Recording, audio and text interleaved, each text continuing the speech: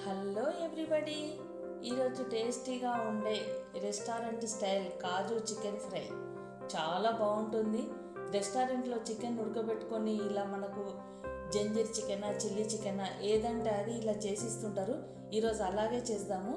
Chicken తీసుకొని 1 tea spoon అల్లం వెల్లుల్లి చికెన్కి పట్టించేసి మంచిగా ఉడకబెట్టాలి. మనం వాటర్ పోసి ఉడకబెట్టాల్సిన అవసరం లేదు.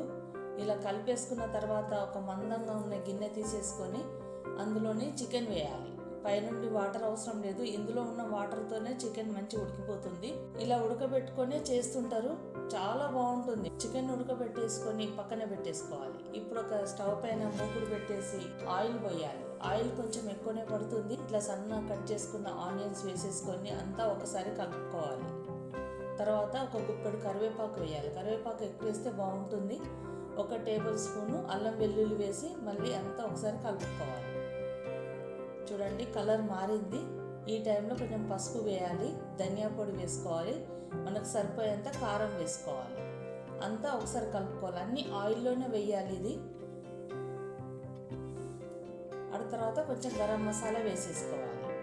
ఆ తర్వాత కొంచెం సాల్ట్ వేయాలి. అంతా ఒకసారి కలుపుకోవాలి. ఒక 5-6 పచ్చిమిర్చీలు వేసేసుకోవాలి.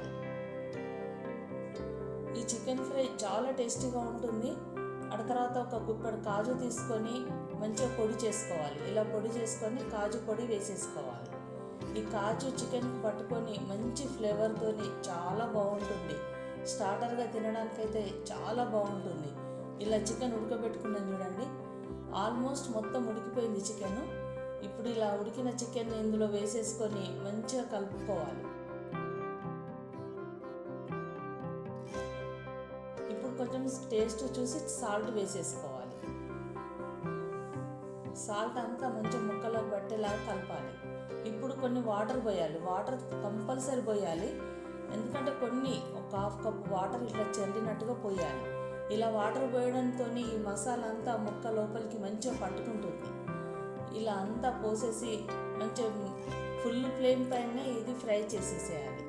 ఇప్పుడు కొంచెం కొబ్బరి పొడి వేసుకోవాలి. కొబ్బరి పొడితో టేస్ట్ బాగుంటుంది.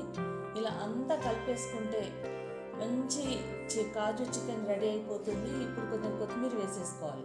కావాలనుకుంటే కొన్ని కాజు ముక్కలు కూడా పైనుండి వేసుకోవచ్చు, నేను అలా వేయట్లేదు. ఇలా కొత్తిమీర వేసేసుకొని ఫ్రై చేసుకోవడం అంతే. చూడండి, టేస్టీగా ఉండే కాజు చికెన్ ఫ్రై రెడీ అయిపోయింది. ఇలా ఒకసారి చేసుకొని తిని చూడండి ఎంత బాగుంటుందో. ఈ వీడియో నచ్చితే లైక్ చేయండి, షేర్ చేయండి, సబ్స్క్రైబ్ చేయడం మాత్రం మర్చిపోకండి. Thank you.